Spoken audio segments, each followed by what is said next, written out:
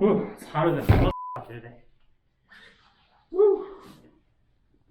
Okay, so I just got new lights, and I want to see if these actually make a difference in the videos I make.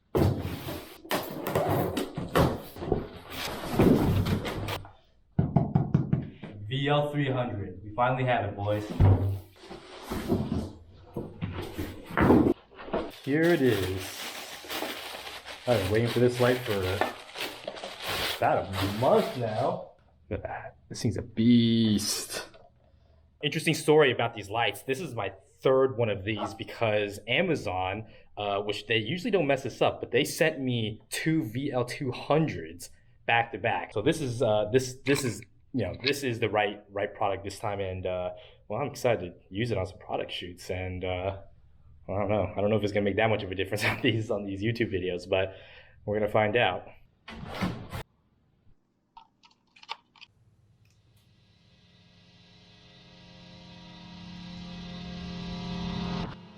Much better. Yeah, so that intro had literally nothing to do with what I'm about to talk about today, so hopefully you're still here. So I came across this comment the other day, and I've been wanting to make a video about this for a while, so yeah, this one goes out to you. Thanks for supporting the channel. Let me build a story for you, and let me put a little context, okay? You're creative at heart, and you're willing to learn and get better at your passion. Granted, you got a little bit of skills, but you're willing to take a risk and kind of do this professionally and become a freelancer. Why? Because you hate your job, the 9-to-5 schedule is rough, clocking in and out sucks, and worst of all, what you do isn't inspirational and you actually have no motivation to do it. Don't worry, I got some advice to get you on track. This is my 5 advice that I like to give anybody thinking about becoming a freelance designer. Without further ado, let's get started. My first advice would be to pick what you want to do and get really good at it. I'd start off by picking an industry and then picking a specialization and then continue to be as good as I possibly can at that. So for example, I'll start kind of broad. I want to get into graphic design and I want to specialize in logos. So I'm going to spend all of my extra free time researching logos, knowing everything I can about logos, even start designing some logos. And then after I design a few logos, I want to put together a collection of some of my best logos and put that towards my portfolio. So as much as I preach about being a generalist, I actually think it's more important for starting off freelancers to be good at 1 or 2 things and have a specialization. And once you've learned enough about that specific trade and you want to learn other stuff on top of it, then being a generalist is actually very beneficial. So how do you get better at your specialization? Well, there's 2 things. First, you got to practice a lot of it. And then the second thing, which is also going to be my next point, is education. Education. Always improve your skills by learning something new and never stop learning. The second you stop learning is the second you stop improving. Now, getting an education can mean a lot of things. You can go to college, you can get your bachelor's, your master's. You can also go to a trade school, like a designated art school or design school or film school. There's also online paid education such as Udemy and Skillshare. But for those who are working on a budget, there's actually a lot of great education out there that's completely free, aka YouTube and Coursera or lynda.com. I don't know if you guys know much about lynda.com, but they're like this top of the line tutorial online learning platform. And they've actually partnered up with a lot of counties across America. And I know in Los Angeles counties, they partnered up with the county library. If you have an LA County library card, you actually have access to the online learning section. And that online learning section gives you an entirely free access to lynda.com, which I've actually used quite a bit. And that's pretty awesome to have such high quality education completely for free just by having a library card. So I suggest you go and check that out. And so these are just some of the ways that you can kind of keep educating yourself and keep improving on your craft or your trade. So let's move forward a little bit, and let's just say you have a pretty good collection of work. You're pretty educated about your industry and your trade. You have to put all this stuff into your portfolio now. Your portfolio is going to be the most important thing in your entire career. Your portfolio is going to dictate the value of your work. And if you have a shitty portfolio, you're going to have a hard time finding jobs. And if you do find jobs, don't expect to be paid very much for them. Make sure your portfolio is streamlined towards the type of clients you want to get. So, if you're trying to get logo clients, don't put too many non-logo stuff in your portfolio.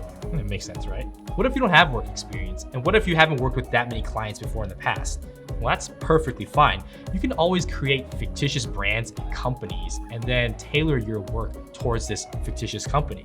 Or you can take this one step further and do brand studies, which is basically taking already existing brands out there, such as Apple, Google, Microsoft, Amazon, right? And then do a study of the brand and maybe create fictitious interpretations of their services and maybe do like a fun rebranding project. And you can put that in your portfolio as a form of a study.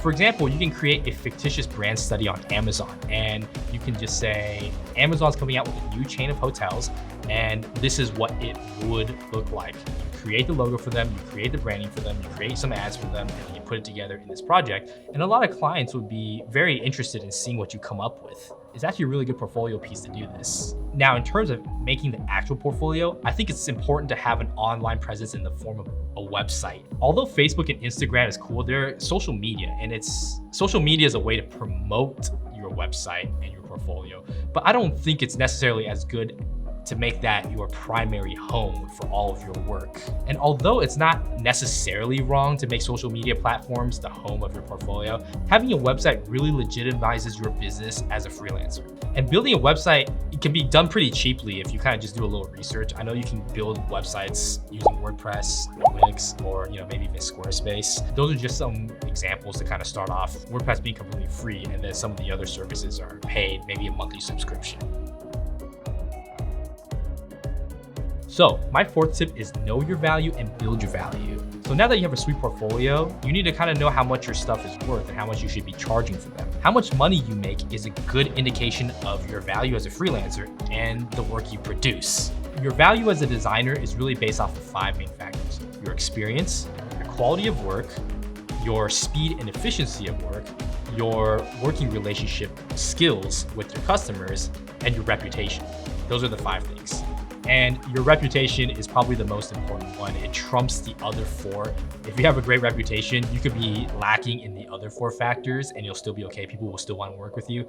But if you have a bad reputation, it doesn't really matter how good your other 4 factors are. Nobody's going to want to work with you if you have a bad reputation. So as a starting off freelancer, you're probably not going to have much experience. Your quality of work is going to be varied. The amount of time it takes for you to finish any project is undefined, and you probably don't have much of a reputation. But that's okay. Everybody has to start somewhere.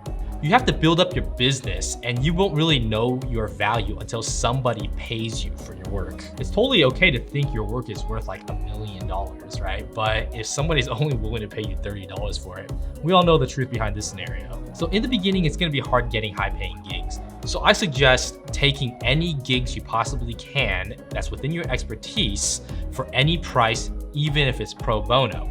And if you do take this gig, you wanna make sure you give your clients the best possible treatment, give them all their deliverables to their satisfaction and on time.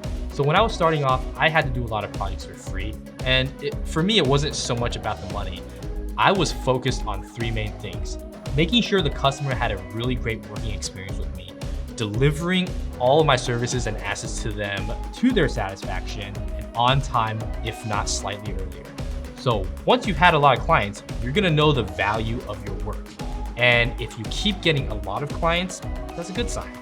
If you keep getting too many clients, it's time to increase your prices. My 5th and last tip is to learn how to market and sell. The name of the game is the hustle. Learn to market yourself, learn to sell yourself, learn to negotiate, and learn to close deals. The better you are at this, the more money you're gonna make as a freelancer, I guarantee it. By having an online presence, such as a website, some social media, Facebook, Instagram, whatever it is good, but it isn't good enough unless you always keep it updated with new products and services, and just always trying to stay in front of your clients. Or alternatively, if promoting online isn't your thing, it's always good to pick up the phone and then call your clients every once in a while, maybe once a week, once a month, to kind of just check in on them to see if they need any services. You want to maintain a close relationship with all of your customers. Now, if somebody shows interest in your work and they contact you, whether through a phone call or they DM you, here's a secret. Chances are you're gonna get the business if you play your cards right. It is now 100% your job to make sure you close that deal and you get business from them. So don't let that deal walk, which basically means don't lose the sale. Always be closing, or else you're gonna be stuck with a set of steak knives. Anybody want to see second prize? Second prize, a set of steak knives. Now just remember, knowing how to market brings the clients to your door. Knowing how to sell puts the money in your bank. I've actually made a really good video about how to talk to clients, and it's completely unscripted. So if you're interested and you want to check it out, it's up here. So good luck on becoming a freelancer. I hope some of the advice that I've put forth today helped. It's all stuff that I wish somebody kind of told me when I was starting off, but I kind of had to learn all this stuff on my own.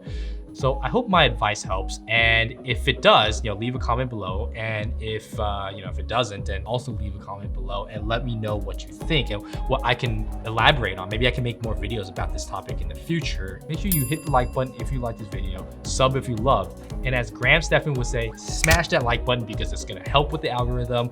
I will see you guys next time. Peace.